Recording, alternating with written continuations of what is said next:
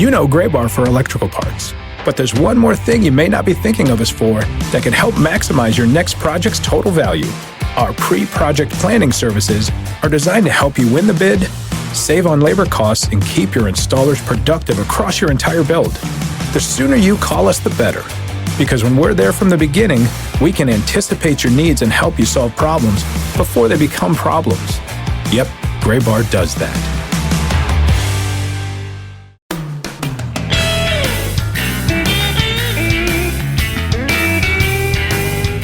Inside the 123rd edition of the Show Before the Show podcast from MILB.com. Episode 123 is like so baseball related, but I didn't come up with anything clever. It's very baseball related. 1, 2, 3 innings. Is it? Well, I guit's strike 1, 2, 3. Yeah. You go in order of first, second, third base. That kind of counts in love and baseball. So you know, it's episode 123. We're very poetic around here. Yeah, no, there's something very satisfying. Do you have any of those like number things?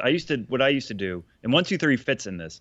I used to see a number set, no matter what it was, and it would be satisfying to my mind if it all worked out to an even average. Huh. So like 1, 2, and 3, you add them up, it's 6. You divide by 3, the average is 2. Like that's just a very satisfying number group for me. But something like 1, 4, 4, that's also satisfying because that adds up to 9 divided by 3 is 3. Like that's just how. So 1, 2, 3. It's not only satisfying numerically in that it goes up in order, but it also has that one little tick that's mine. That I don't think I've ever really told anybody. Well, now you've said it in a public forum. Yeah, thousands of people listening at home. Man, that's like the most intellectual thing I think we've ever had on this podcast. I'm pretty impressed by that. I thought you meant like a number thing. Like my favorite baseball player of all time is Larry Walker, and Larry Walker would only do things in threes. His number was 33. He would set his alarm clock for 3 or 33 after the hour. When he put something in the microwave, it would only be for 3:33 and those types of things. I thought that's what you meant, like weird superstitions. You actually meant like intelligent things. Rather than just superstitions. But, like we almost had something like that in my family recently, if we're going to do numerical stuff. So my nephew was born a couple weeks ago, and he was born on July 16th, 2017, so 7/16/17. But everybody on my dad's side of the family was really hoping he was going to be born a day later, which, tried telling that to my sister, but that's a story for another day. In that case, he would have been born on 7/17/17, which would have been the 100th birthday of my grandpa. My grandpa was born on 7/17/1917. His great-grandchild would have been born on 7/17/2017. So we always joke that 7 was my grandpa's lucky number, and we gave very close to my nephew Liam's lucky number also being that same thing. But he decided he was ready a day early. So that's fine. Those babies, they're never predictable. My sister's got one of those coming in early September, so we'll get to compare nephews and how cool they are coming up in September. Oh, no, we're doing Uncle Talk. That's going to be the whole podcast. Off-season is Uncle Talk. All of our off-season podcasts will just be us talking about nieces and nephews. It's going to be great. So let's get started. 3 strikes for episode 123. Thanks for tuning in on iTunes, Apple Podcasts, the Stitcher app, Google Play, wherever you found us. We appreciate it. We're also at MILB.com/podcast. Get in touch. Podcast at MILB.com. Sam's on Twitter at Sam Dykstra, MILB. I am at Tyler Mon. Ratings, reviews, subscriptions. Do it all. We appreciate it. And let's kick it off. Promotions across the gamut this week throughout the world of minor league baseball. Strike 1 is where we start. As Sam put it, I will steal his phrase, the future of the first base position in the National League East kind of solidified last week with the promotions of Dominic Smith to the New York Mets and Rhys Hoskins to the Philadelphia Phillies. Dom Smith had a great season to start the year with AAA Las Vegas, and we sort of saw that same type of thing with Ahmed Rosario, who cooled a little bit, but Smith, his slash line in 114 games, 330, 386, 519, 16 homers, 34 doubles. Fantastic season for him. The 16 homers were a career high. We talked to Dom Smith in the podcast before the season started, talked about how power is generally the last thing to come along for power hitters. He seems like he's really figured that out. Rhys Hoskins leading the International League with 29 homers and a 966 OPS. Hit a home run on August 9th rather, and then about 12 hours later was called up to the Phillies to make his major league debut. And a little bit down the ladder, the top prospect in the Chicago White Sox organization, or the number 2 prospect in the Chicago White Sox organization, Eloy Jimenez is going to make the jump from Class A Advanced Winston-Salem to Double A Birmingham. So guys moving up all over the place. What excites you about this trio of promotions?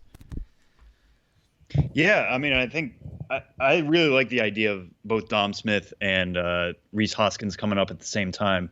Like you said, my first reaction to that was, oh, wow, this is really the future of the first base position in the NL East is kind of here and solidified. And then I got all the Braves fans tweeting at me like, I think it's already here with Freddie Freeman. Listen, I get it. Freddie Freeman is the toast of the division at the position. I get that. That's fine. But, the Dominic Smith and Rhys Hoskins are definitely supposed to be in New York and Philly for a while. They are there for the long haul. Their teams are kind of built around those two guys being the future first baseman or the first baseman of the future, not just this year, for years to come. That's why, the Mets traded away Lucas Duda. Team wasn't performing up to standards and they could trade away Lucas Duda. And then they traded away Jay Bruce, who was kind of a de facto first baseman. That's how you kind of get him time there. They did all that to clear the path for Dominic Smith. There's nobody in his way now. Wilmer Flores, yeah, sure, he can play some first base, but is Dom Smith's position now and for the foreseeable future. Same way with Rhys Hoskins, except, I shouldn't say the same way. With Hoskins, they moved him to the outfield. They got him some time and left. By no means is he a left fielder. There are also people trying to be cheeky with me saying, oh, he's playing left field. He's not a future first baseman. He is very much a future first baseman. For some reason, the Phillies don't want to knock Tommy Joseph off of his pedestal at first base. I think right away Hoskins is going to be the best hitter or the better hitter of those two options. He certainly showed it last night. Take you behind the curtain. We're recording a day early this week on Tuesday. For anybody who saw, Rhys Hoskins hit 2 home runs in San Diego. Not only got his first one, which he had the awesome reaction from the dugout. I can never get enough of it. When they give him the silent treatment, high-fiving himself throughout the whole thing. And then he went deep again in San Diego. Obviously not an easy park to do that in. I think he's going to kind of take over at first base eventually for Joseph. He has gotten one start there, but most of his starts have been in left. He's had some adventures out there. Definitely don't think he's going to stick. Out of the two, Smith right now is the higher ranked prospect. He's at 41. Hoskins is at 71. I think Hoskins has kind of done enough to kind of push past Dominic Smith in terms of he has more power. He's your more stereotypical first baseman. Like you said, Tyler, power kind of develops as you go along. I don't think Dom Smith is ever going to be more than maybe a 20, 25 homer guy.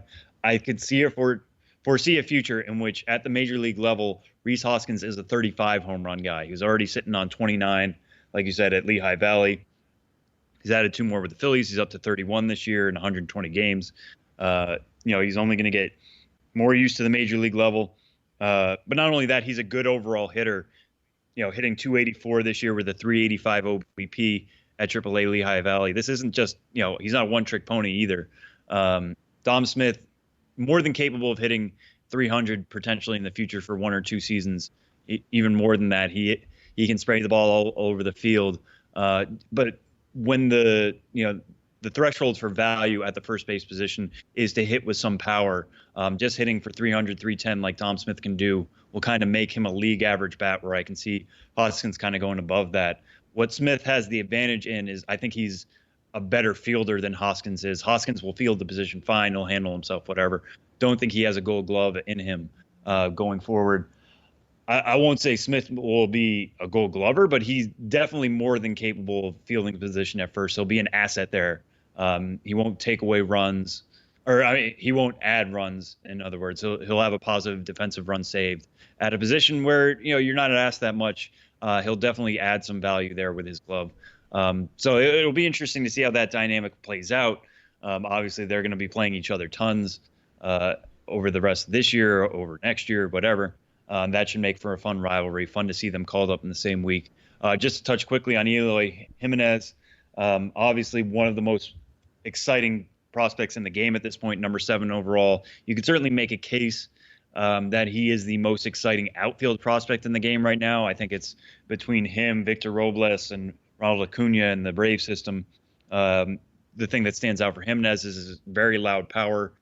This year, he's translated that power not into just home runs. Last year, I think he had 40 doubles. This year, and that's kind of how it stood out. It was like 40 doubles, 14 home runs at Class A South Bend.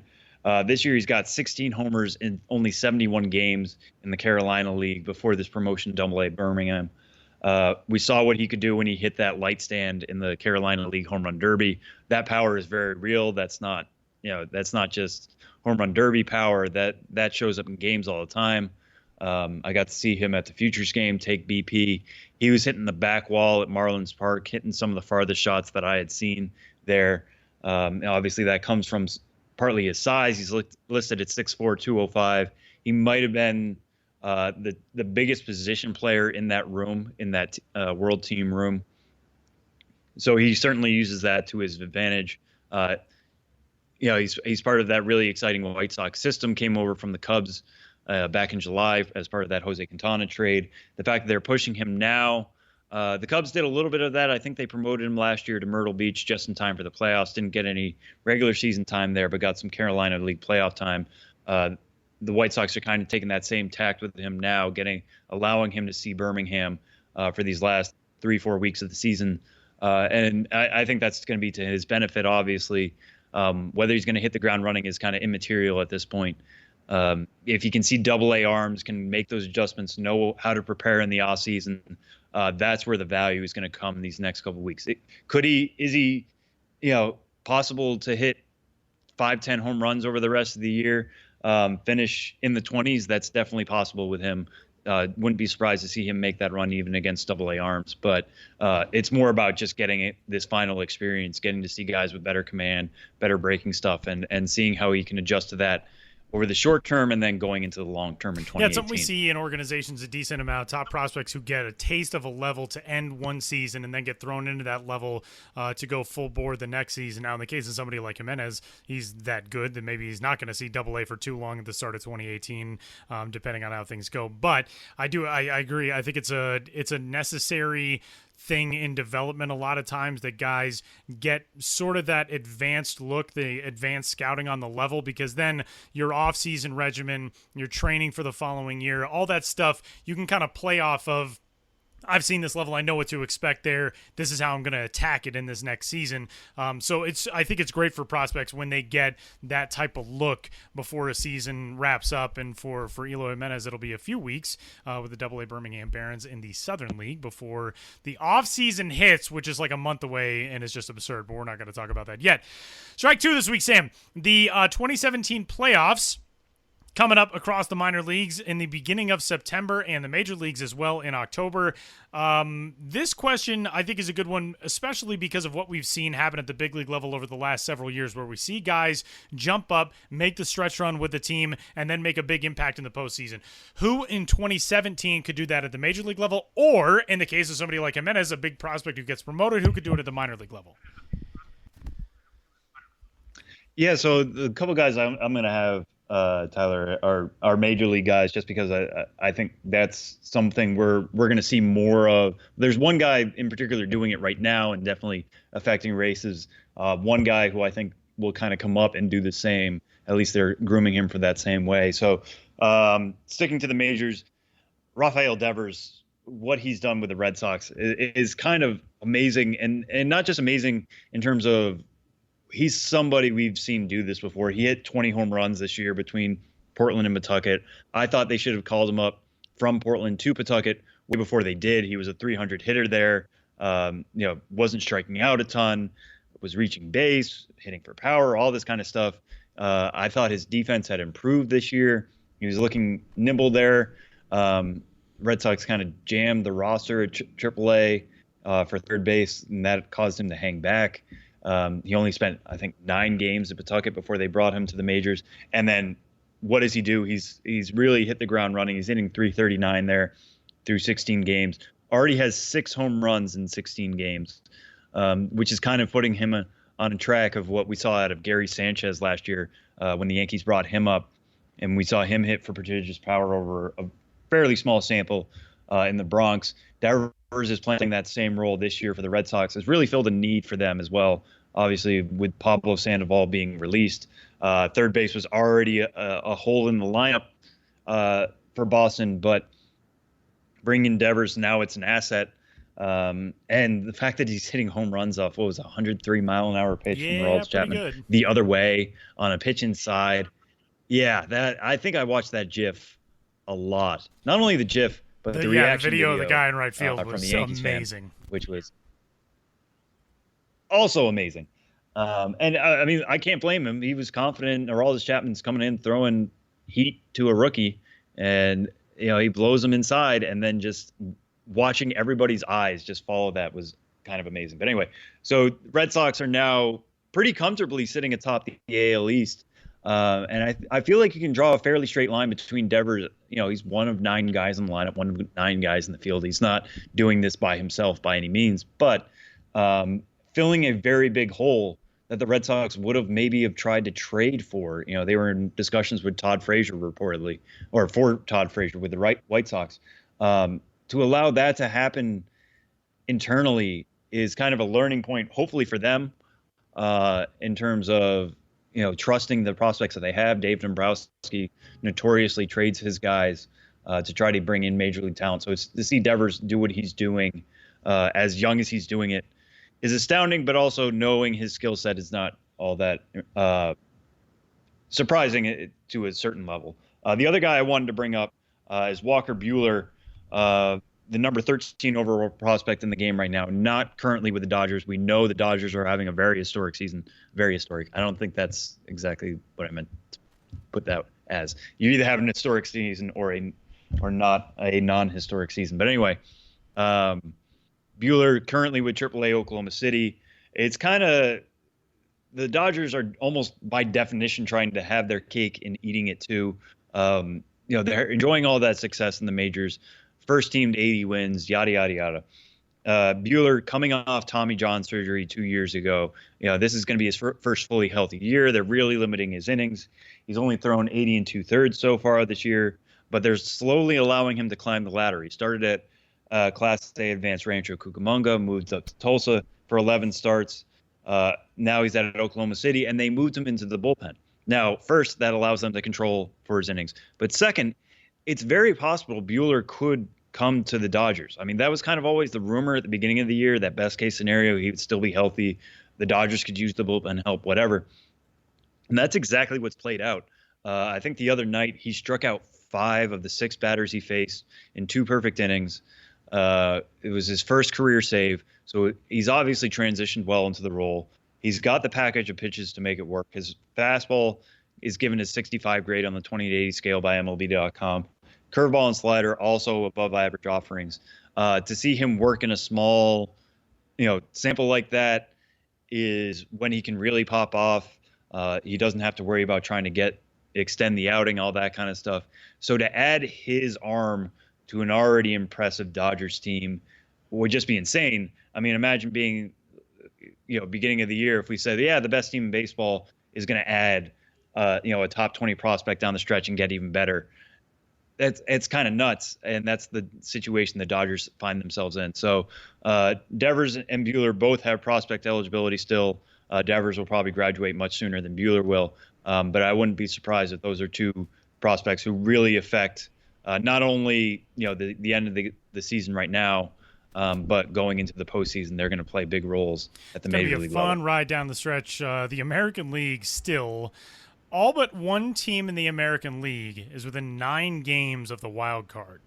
All but one team that isn't leading a division. The Chicago White Sox are 14 games out of the wild card race, but the Oakland Athletics are the next worst team in the AL. They're only 9 games back, which at this point in the season is somewhat outlandish. The second worst team in the National League is 20 games back. There are only 5 teams, check that, 4 teams outside of the 2 leaders, 4 teams that are inside of that 9-game margin in the National League. So this is going to be tight down to the end, and it's going to be tight on both sides. Looks like more so on the American League side right now. One race that we know is not going to be tight. Looks like it'll be Walker Buehler's Los Angeles Dodgers. So yeah, if the Dodgers add him to the mix, a scary pitching staff gets even scarier. Strike 3 this week, Sam. The 2017 draft is now 2 months in the rearview mirror, and we are seeing a whole lot of guys contributing already at the professional level. Hunter Green is off to a terrific start. both at the plate, where he's gotten some ABs and getting ready to be himself on the mound as well in the Cincinnati Reds organization. We've seen a lot of guys jump right in. We're also going to talk with a 2017 draftee today, and Alex Faedo of the Detroit Tigers organization, who hasn't gotten a chance to perform in a professional setting as of yet. But give me your standouts so far from this 2017 draft. Yeah, I definitely wanted to bring up Green, so I'm glad you did. Just that the way he's kind of worked into that role, with the Reds, the fact that he's hitting as well as he has. I think he had a 3 or 4 hit game just earlier this week. I expected him to be a pitcher first and foremost. I still expect that to happen. But the fact that he is doing as well as he is right now with the bat, again, I think he's only played 3 games there so far. He's got a triple. He's got 2 doubles.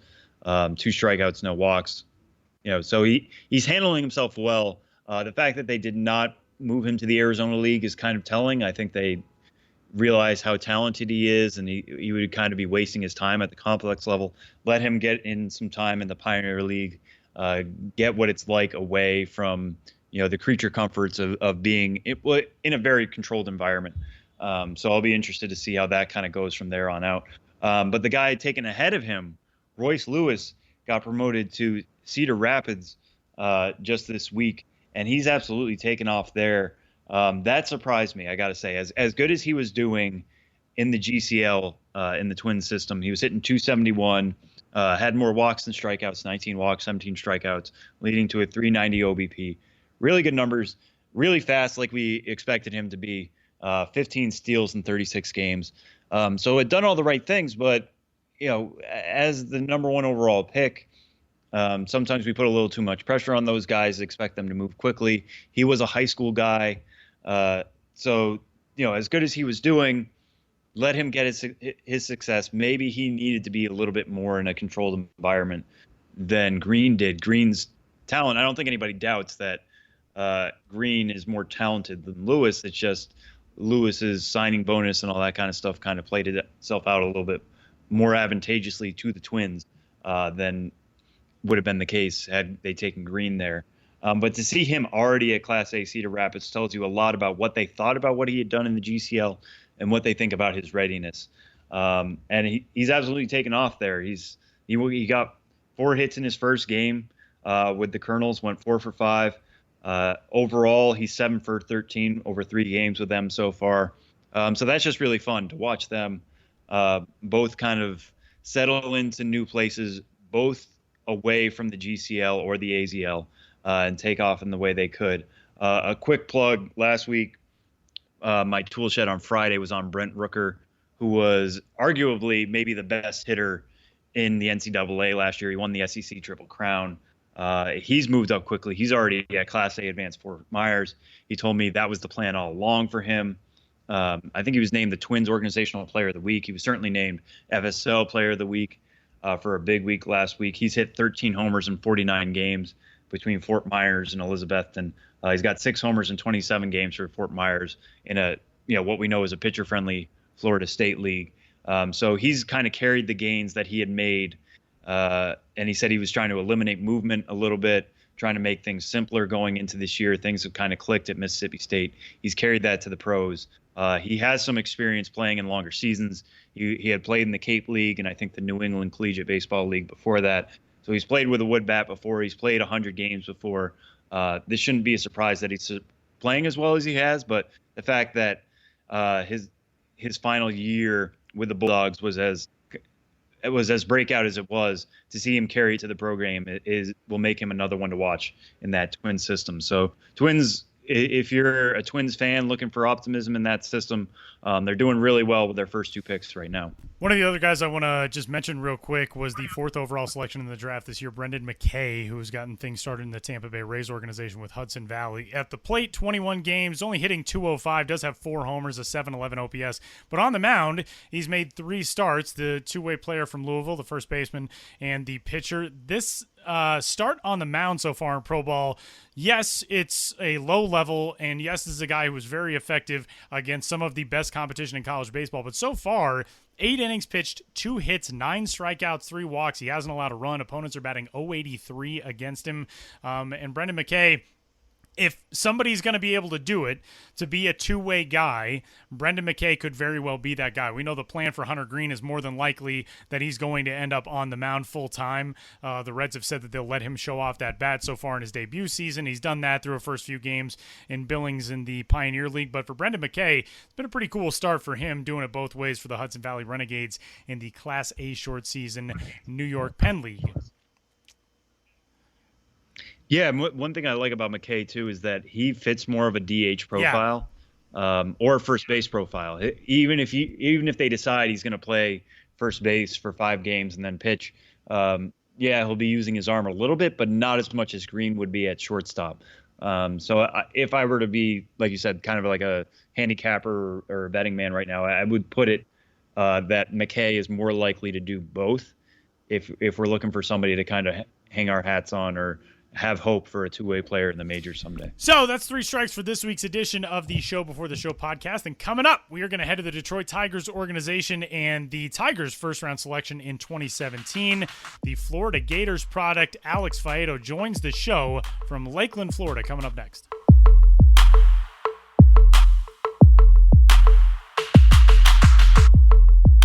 The state of Florida has produced one whole heck of a lot of talent over the last several years in the Major League Draft, just in the first round, just in guys coming out of the University of Florida, and we find one of those guys for episode number 123 of the Show Before the Show podcast. Alex Faedo joins us from Lakeland, Florida, the home of the Detroit Tigers complex, the University of Florida prospect who was the first-round selection for the Tigers in this year's draft. Not the first time he was drafted by the Tigers either. We'll talk about that. Alex, welcome to the show. What's going on? How you guys Great doing? to talk to you. Good. So tell us about what this has been like so far for you since you joined the organization. After you were drafted in June, Tigers kind of made it known that you wouldn't pitch professionally this year. No rookie-level ball, no heading off to Connecticut, none of that. 123 and 2/3 innings this season at Florida. Obviously, that year ended pretty well for you. This gives you a chance to kind of get acclimated to pro ball without the strain of being in a rotation and adding to that innings limit. But what has it been like since June, since we haven't seen you on a mound? It's been different. It's weird because, being in Lakeland, I can walk over and see the Gulf Coast League guys play or the high A team play. So it's weird, watching baseball and not playing, but it's pretty cool just, finally getting a nice off season to start lifting and, doing a lot of conditioning and working out and just trying to get stronger just to try to, get better for the start of next year. This is such a unique situation, too, because like you said, you got a couple of affiliates within walking distance, and you're also really close to both your hometown in Tampa and where you went to college in Gainesville, and you're really familiar, obviously, with that area. Not a whole lot of guys get that experience during their rookie year in pro ball. Mm-hmm. How has that helped you get acclimated, help you get comfortable? It's been pretty cool. I mean, I think once a week my family usually comes up and we go over to the high A team and watch the Lakeland Flying Tigers play. So, I feel real comfortable. On the weekends, I usually come home, see the family. And, it's been really comfortable. The whole organization has made it really smooth of a transition for me.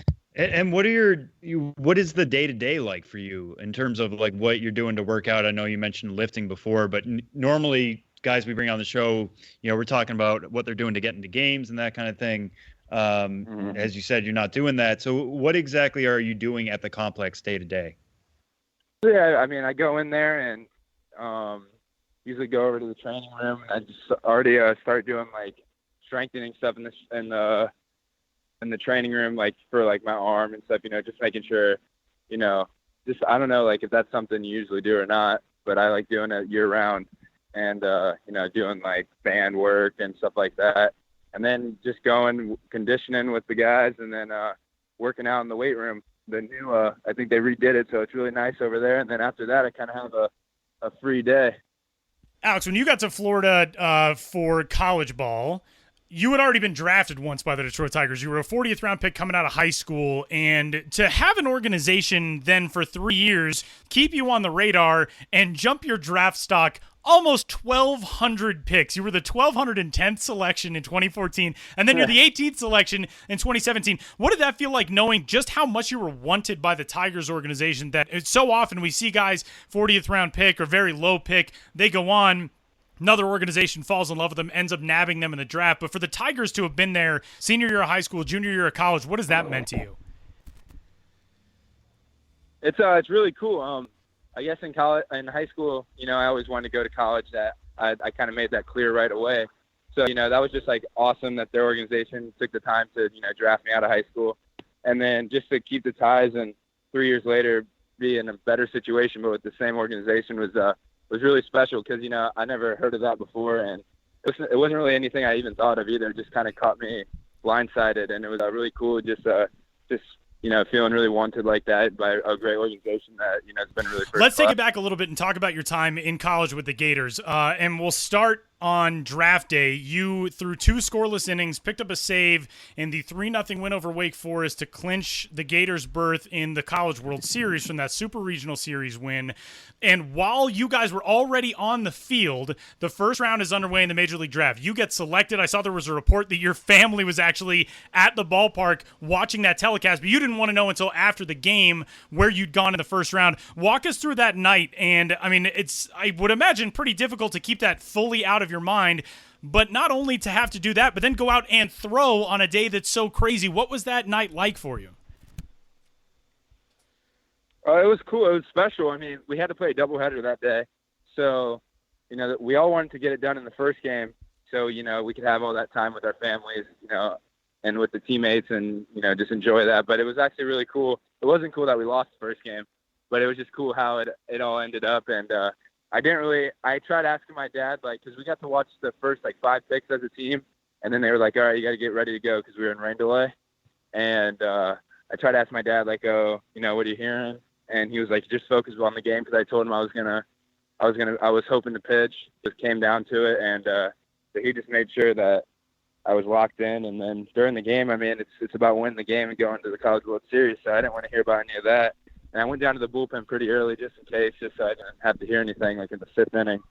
And then that was about it. It was actually a really special moment. I always wanted to come out of the pen in a big game like that just to see if I had that Madison Bumgarner intensity, out there at the pen. Well, not only did you do a Madison Bumgarner impersonation coming out of the pen like that, but you were also, College World Series most outstanding player. The Gators win the first ever national title in school history for that sport. And for, obviously an athletic program that has won national titles in other sports, that must be really special. But what kind of prep do you think that does to play meaningful games at the college level, to go as far as you possibly can, to, I think, as you said elsewhere, win the final game of the season? What kind of prep do you that's done for your pro career? Well, I know talking to guys that I used to play with over at UF that are in pro ball, a year or two older than me, they all said that, right when they started, they could just tell the difference, how just playing in the SEC, the grind of the SEC was just so much different than even where they started off in pro ball. So, that definitely would think would prepare me. And then just playing in environments like, the schools in the SEC, the 10,000+ people there, in College World Series, you got to play in those 20,000+ people environment, and just, being prepared to play the game in front of a lot of people on TV and the spotlight.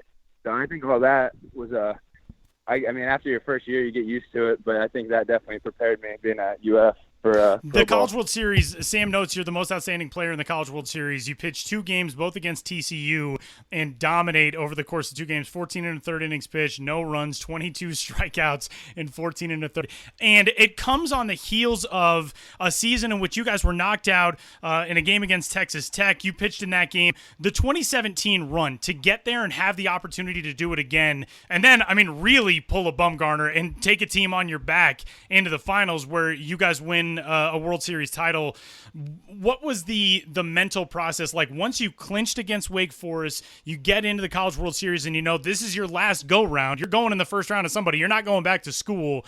What was that experience and the way that it was memorable, especially juxtaposed with how things ended in 2016? Yeah, each year, making it from College World Series was awesome. But, each year we ended, not where we wanted to be. So I think after the first year, it was really special. Just, we won, I think, 3 games there, and it was a great time. And then sophomore year, it was it was actually a big bummer, just going out there and losing 2 in a row, going home, and that kind of left a bad taste in our mouth. And just our class in general, I guess it'd be like the 2014 recruiting class of Florida. We all knew that we would come out with a College World Series win. So I mean, that's what we all took pride in for 3 years. It wasn't about individual stats, anything like that. It was like, we're going to win the World Series. So I think this year, like, we knew like we had the team to do it, and we knew we had something like a little different than the last few years, just with chemistry and just gritty players. And it was crazy. A lot of guys stepped up, and we started a freshman in the last game of the season, and he diced up for a little bit out there, and it's just crazy. You don't hear about that often. And just kind of take me through your progression as a pitcher. We talked a little bit about the mental game, but being able to watch some of your outings, and I think John Smoltz, which must be crazy to have John Smoltz talk about your game, but for the draft night, yeah. He was the guy breaking down your video. He called your delivery a little funky, and that it kind of helps you out. How did that delivery kind of develop? Going back to even your days in high school. Well, I mean, I guess it was a little weird at first when I saw that, because I never thought I had a funky delivery or anything like that. No one's ever told me that. But I mean, it was cool, I guess. I mean, I guess that's a cool little advantage. I hope it stays funky. But I mean, my dad really kept a limit on how much I threw when I was younger, because he just didn't want me to get abused out there throwing. And so I didn't really start pitching until my junior year of high school, because he's the high school coach over there, and he needed another pitcher out of the bullpen. So I had to go out there and throw out of the pen. And by the end of the year, I was starting. And then I think I've always been able to throw strikes, but I think just having the ability once I got to college, the first year or two, it's tough for me to get past 6-7 innings. Like, 7 was like a complete game for me. And I think this junior year, I kind of, instead of trying to go pitch for strikeouts the whole game, just trying to go out there and get quick outs, get the team back in, because that's what they want to do. They want to hit. They don't want to play defense, and just win ball games. And pitching on Fridays is way different because we don't have the bullpen, the whole bullpen, depleted. It was, I'm trying to save the bullpen for the next 2 games just in case anything happened. So it's just a different mindset, but it was a nice little growth throughout the years. And one pitch that's kind of stuck out to me, and anybody who's ever watched you, is your slider. What was the development of that pitch? When did you start throwing it, and when did you really know it could be a true out pitch for you? I mean, I guess when I started throwing, I always thought I had a pretty good breaking ball. I mean, it was always kind of like a curveball, and I still hold it the same today. But I guess just like as I matured and threw harder, it just kind of came out more as a slider, and now it's pretty hard now. So it's kind of, I guess it's my bread and butter the last couple of years. But I mean, I don't really. I just throw it the same, and it's Alex, how much development goes into finding that third pitch? I know toward the end of your college season, you're really throwing a changeup pretty solidly late in the year. That is such a massive thing for guys to learn at the early stages of a professional career. So how much have you been working on that and kind of figuring out what that mix is going to look like next season when you get into pro starts?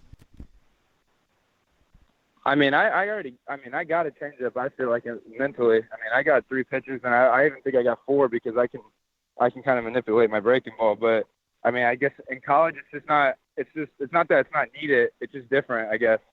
And I guess it wasn't really as needed the last couple of years. So I mean, I know I have a changeup. I mean, over the summer, pitching against all the lefties from Japan and Taiwan and all the slap hitters. I mean, I had to throw a changeup a lot just to survive out there. And I thought I feel like I have a third pitch, so I can't actually, I guess prove some people Tell wrong. us about that. Was with the U.S. Collegiate National Team that you got a chance to get some international experience. Those teams over the last several years, it's like you see guys who are stars on that roster, and then all of a sudden they're in the upper minors like 15 minutes later. Give me a rundown of what it was like. You play with so many talented guys from across the country on that roster that you don't ordinarily get exposed to unless you're on an all-star team. What was your group like on the Collegiate National Team? It was crazy because, I thought at first when we all got brought together, I mean, it was awesome that I had Don Guthrie and Mike Rivera with me, which they were both players at UF. And it was just weird because at first I thought, I guess we're going to have a lot of egos, a lot of, big-name guys. And then once I got there, everyone was just really good guys. The coaches were awesome. And we kind of bonded real quickly. I think I kind of helped us get through it was only a month, but I guess that kind of got us through the month because, those long bus rides and the 20-something hour plane rides was tough, but it was awesome how cool everyone was, and it's cool keeping up with them and, just seeing how they progress as players. These are the names, like Alex, who have been taken in either the first, second, third, or fourth round out of Florida just since 2016 on the pitching side. A.J. Puck, a first-round pick for Oakland in 2016. Logan Shore, his teammate in 2016 in the second round. Dane Dunning, first round of the Nationals in 2016. Sean Anderson, third round of the Red Sox in 2016. Scott Moss, fourth round to the Reds in 2016. That's like an all-star rotation for the minor leagues, just in guys who came out of Florida. So you get a chance, you mentioned keeping in touch with guys from the national team. You can bounce so much of this stuff off of guys who have made it into pro ball ahead of you. How much during this season at the collegiate level did you guys get a chance to kind of talk about what it was going to be like when you made it into pro ball, or the routine, the rigors of getting started as a minor leaguer versus what you did in college? Honestly, I feel like I haven't asked much questions, especially during the season. I don't want to bother the guys now. They got their season to look forward to, so I was going to wait for the offseason to ask them questions. And then during my season, I didn't want to worry about anything other than Florida baseball. So, I wasn't asking them questions thinking about the future. I was just worried about the next team that we had to play and just trying to win or sweep a series. Alex, let's talk about one other teammate of yours in your baseball career. You went to Alonso High School in Tampa, and there, when you were a freshman, you were a teammate of Jose Fernandez. Is that right? He was a senior when you were a freshman? So yeah, that's what right. was that experience watching somebody that you played with so young grow up and have the success that he had? And then obviously it comes to a tragic, way too early end last year, but such a phenom, such a talent, and somebody to watch at the before everybody knew his name, you guys knew his name. Yeah, he was a special guy, on the field and off, and he was a mentor and a leader to everyone in Tampa. It wasn't even the guys at Alonso High School.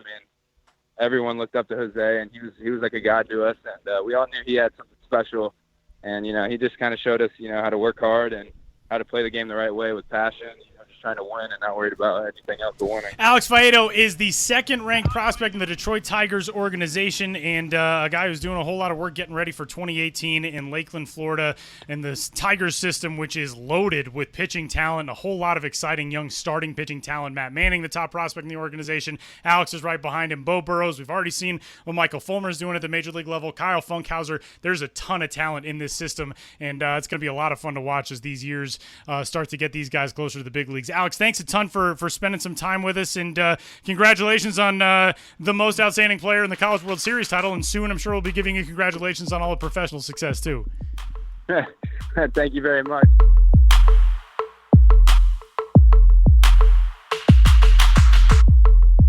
Benjamin Hill with one more road trip on the docket in 2017. Is that all? That is all. On one hand, I'm happy about that because I feel like I've been to a lot of places and I'm a little worn out right now. But on the other hand, didn't this season just begin? Yeah, exactly. Like, where has the time gone? No idea. And it makes me question a lot of things. It's only like 4 months of the year I'm really on the road, and I'm not on the road for even the majority of those 4 months, and yet it defines me. What else do I do with my life? That's a pretty good thing to be defined by, though. Do we want to do that? Do we want to just do that for this segment? What does Ben do with his life? We could have an off-season psychological profile. Could you imagine if get to know the podcasters? Yeah. Feel free. Hey, tweet me questions about my personal life. Twitter @BensBiz. I probably won't answer, but let's talk. It'd be like a Ken Burns documentary series. So with one road trip left on the docket in 2017, Benjamin Hill joins us for this week's edition of the Show Before the Show podcast. And Ben kicks things off this week with a story from the AA Altoona Curve, and a very notable fan who is no longer with the Curve but made an impression in Altoona. A really cool story. Yeah, this story, let's see, we are talking today on a Tuesday. On a Tuesday. Wow. And this story appeared today on Tuesday, August 15th. Wow. 15th, yeah. This is what happens to right. This is what happens to everyone in baseball. You just lose track of the days. But this story appeared today, August 15th. It's about Altoona, where I visited earlier this month at the end of my last road trip throughout the Northeast. And I spoke with a man named Ken Mielnik. I think that's how you pronounce his last name. I certainly spoke to him. Ken Mielnik. whose wife, Susie, passed away in January 2016. And until she passed, she had attended literally every game in the history of the Altoona Curve, from their first season in 1999 all the way up through 2015. 16 years, 17 seasons. She had never missed a game. 1,223 games in total. By all accounts, a wonderful woman, a retired elementary school librarian in Hollidaysburg, which is just probably about a 5-10 minute drive away from Altoona proper. So she retired, and she was a baseball fan, and then bam, the Altoona Curve appeared, and she just went to every game. And so it's sad. She passed away in her early 70s, and her husband Ken, who's also a retired teacher, he still comes to the games and sits next to his wife's retired seat, which no one sits in now, which says "in loving memory of a Susie Mielnick" on the seat. And so he still comes to the game, and he's kind of extending her streak by showing up at the game. So just a sad but touching story about how much she loved the Curve, and then how much people with the Curve began to love her in the front office and the fans who sat around her and that sort of thing, and speaks to how meaningful minor league baseball can be to people. Yeah, and how many times do you find somebody like this that, obviously she was the special person to the Curve and to Altoona. When you're on these trips, I feel like every park has somebody who's been there for every season game for, going back 2 decades, 3 decades, whatever. Is this, just unique to Altoona? Is this somebody you always find on the road? I mean, your experience? What's unique about Susie is the fact that she literally did not miss a game, 1,223 games. In my time covering minor league baseball, the only person I can think of who surpasses that in terms of not missing a game was Front Row Joe in Daytona, the Daytona Cubs. And he just voluntarily ended that streak a year or two ago, just for no particular reason. Just said, what? Yeah, exactly. I want a night off during Front this Row homestand. Joe. Yeah, Front Row Joe is the Cal Ripken of fans, of minor league fans, and he got up into 1,400 or 1,500, I believe, before he stopped. But I can't think of a streak longer than that. So that's what kind of got me interested in this story, because you do need an angle, and I always try to talk to the longtime fans at different places, and certainly that's been a trope of the Ben's Biz on the road material for sure. But I do look for an angle just beyond like, hey, I'm a big fan and I've been coming for years. It has to be a lot of years, or maybe you're a historian and you collect things, or you have a consecutive game streak. Always looking for that angle. But talking to Ken about his late wife Susie, and seeing Susie's seat, which is retired, and it's just a touching thing every time you walk by it. She sat in the same seat every game for the entirety of the franchise's existence until she passed away. So it's a meaningful thing. It's a really cool story, and it's up at MILB.com right now, the latest edition of Ben's On the Road stories. And Ben is headed back out on the road through the Carolinas and into the Path of Totality, which I know a lot of us are excited for on Monday, the eclipse coming up.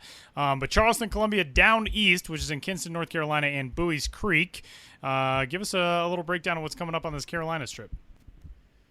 Right. Well, first of all, I'd like to say that this season has been a good one for me in that I've gone on a trip and then gotten all my material from that trip done before the next trip.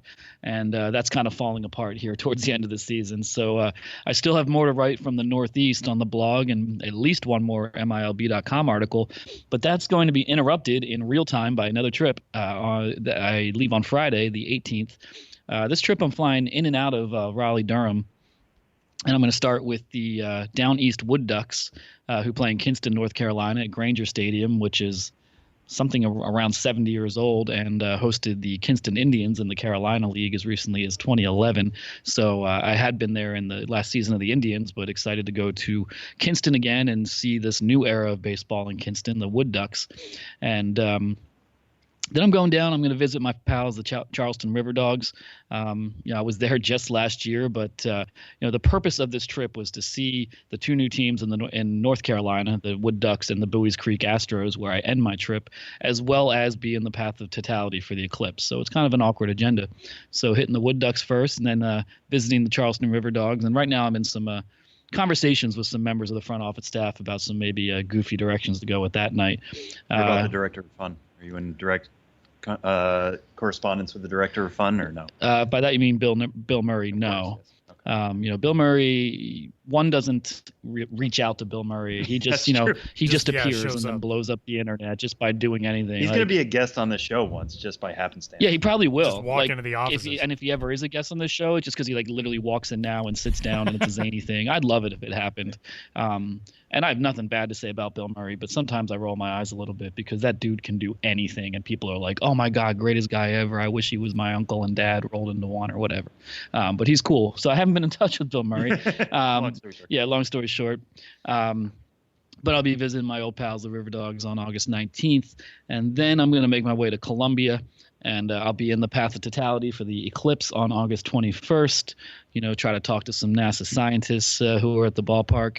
Talk to fans who've made a long trip to see it. Try to document this eclipse as well as I can. The game starts around 1 o'clock, and somewhere around 2:20, the eclipse will hit. Columbia is in the Path of Totality, and there'll be a built-in eclipse delay, and we'll all put on our glasses and witness a astronomical phenomenon together at a baseball game. So I'm really looking forward to that. And this is just something I've been excited about witnessing ever since I heard about the eclipse. And the first time I heard about the eclipse is when the Salem Kaiser Volcanoes announced that they would be doing an Eclipse Fest. So the Path of Totality begins in the Pacific Northwest and makes its way southeast throughout the afternoon. Really only about a 94-minute period of time in which the eclipse is happening as it travels across the country.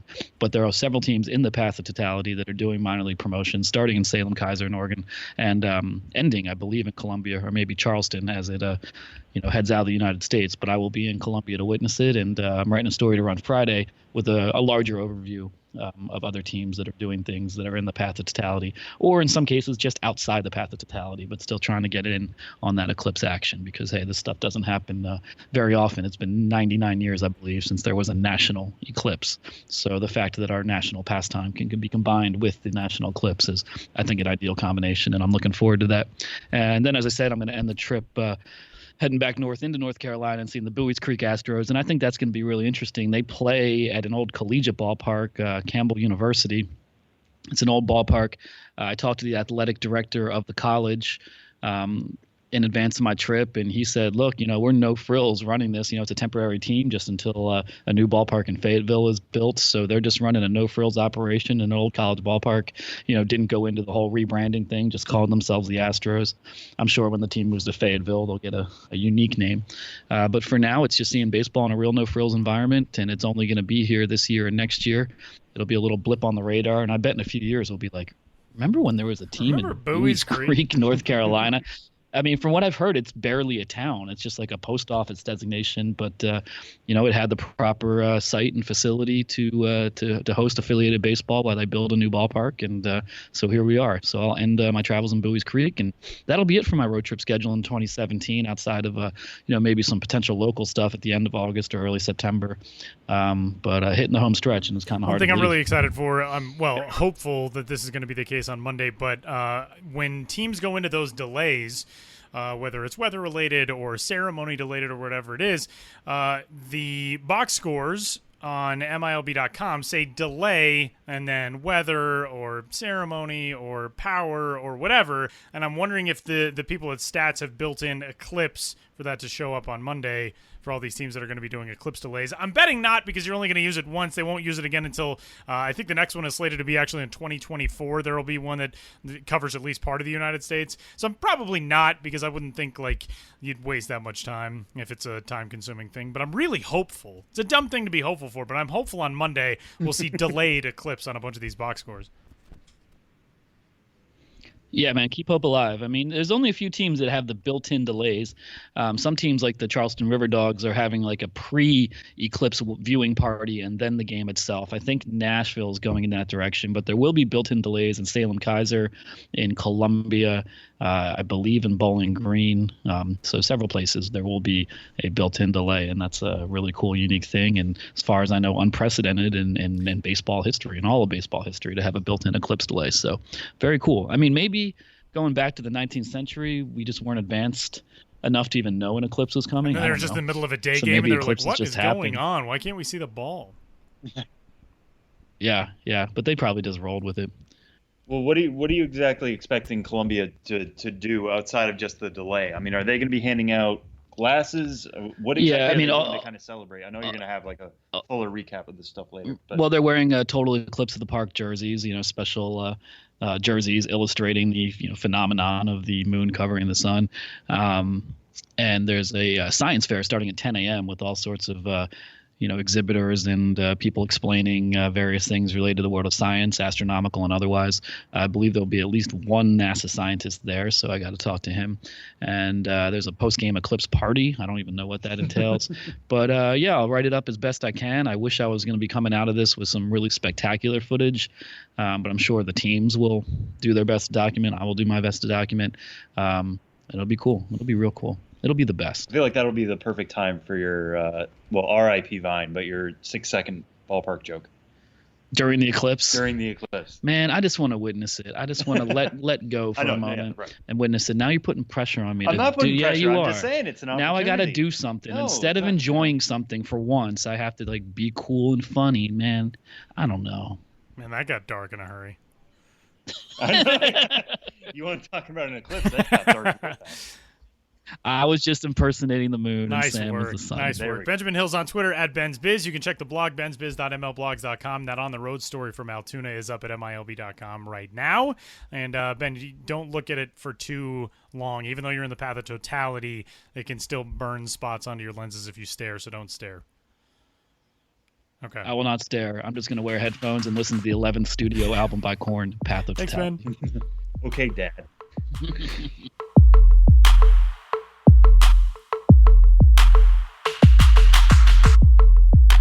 Wrapping things up for episode number 123 of the Show Before the Show podcast. Big thanks to Alex Faedo for joining the show. Alex, you can find on Twitter, by the way, at Faedo Alex. Faedo is his last name. And big thanks to the former Florida Gators ace, who is now getting ready for 2018 in the Tiger system. MILB.TV will run you right up and through the minor league baseball postseasons through the rest of August and into September. And we got a lot of good races heating up and a lot of prospects who have been on the move, as we talked about in the first segment. But Sam, what are you watching this week?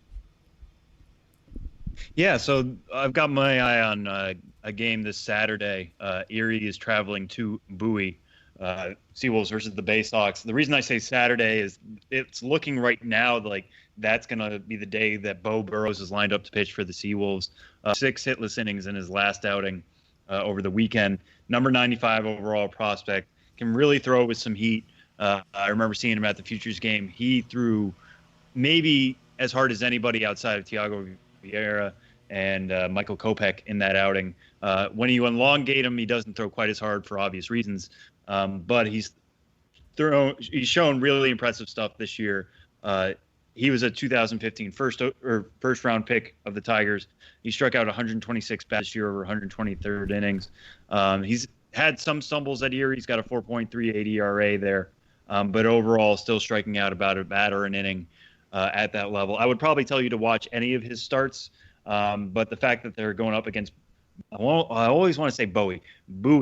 The Bowie Bay Sox is even more interesting because Bowie has 2 of the most interesting hitters in that Baltimore system this year. And number 2 prospect, Austin Hayes, and number 3 prospect, Ryan Mountcastle. 2 guys who have always had kind of a, I would say, offense first profile. Hayes especially has broken out this year. He's a above average runner. He's got a pretty good arm, but he's showing a lot of power this year, 28 homers between Class A Advanced Frederick and Double A Bowie. And he's hitting 337 all along the way. So he's having as good an offensive season as we thought possible from him. Mountcastle has always had defensive questions. Is he going to stick it short? They've already moved him to third at Double A. He's had his own hiccups there. He's hitting 181 in 19 games. But as a 20-year-old at that level, it's all about gaining experience for him. I wouldn't be surprised if he grows into it, goes on a hot streak the rest of the way, because he absolutely popped off at Class A Advanced Frederick, hitting 314 with 51 extra base hits and 88 games there before he was promoted. So that's a real fun lineup. And not only that, but they're facing a real fun pitcher. That's a game you want to watch if you're a Tigers or Orioles fan, or just want to see some really top 100 talent or close thereof in Mountcastle's case. So that should be a fun game this Saturday. We don't often get to go to the California League for MILB.TV, but this weekend, the Lancaster Jethawks and the reigning California League Offensive Player of the Week, Garrett Hampson, will be on the road at Inland Empire to take on the 66ers. Hampson so far this season with Class A Advanced Lancaster, a slash line overall of 314, 375, 443. He's also stolen 45 bases and has been fantastic. He is the 8th-ranked Colorado prospect and has been a really fun player to watch in a system where he's overshadowed by a guy who's at the same position in Brendan Rodgers. But Garrett Hampson plays some second base. He plays some short, a Long Beach State product, so a school that has produced a ton of infield talent, especially is what it's known for across Major League Baseball. Garrett Hampson has had a really impressive 2017. Sam and I were kind of talking off air. It's somewhat surprising he hasn't been promoted yet, especially with the fact that Brendan Rodgers is injured, but Lancaster has had a very good team season. Overall this year, they're 66 and 55. So you kind of keep guys around for playoff hunts sometimes.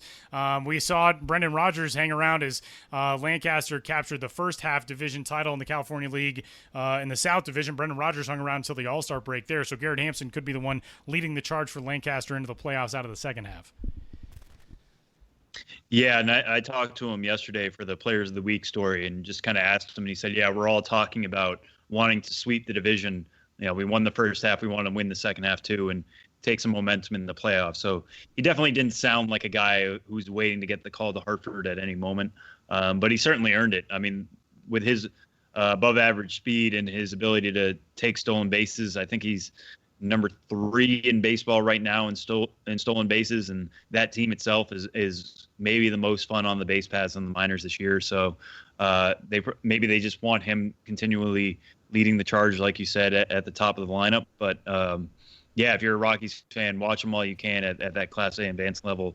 And you also can't pull the, but it's only because he's in Lancaster, because he's hitting 332 in Lancaster and 295 on the road. Pretty good everywhere. So that'll do it for this week's edition of the Show Before the Show podcast. Sam Dykstra's on Twitter at Sam Dykstra, MILB. I am on Twitter at Tyler Mon. You can get in touch with the show, podcast at MILB.com. And we will be back next week as we head into the final couple of weeks of the regular season across minor league baseball and playoff races galore. He's Sam. I'm Tyler. We'll talk to you then.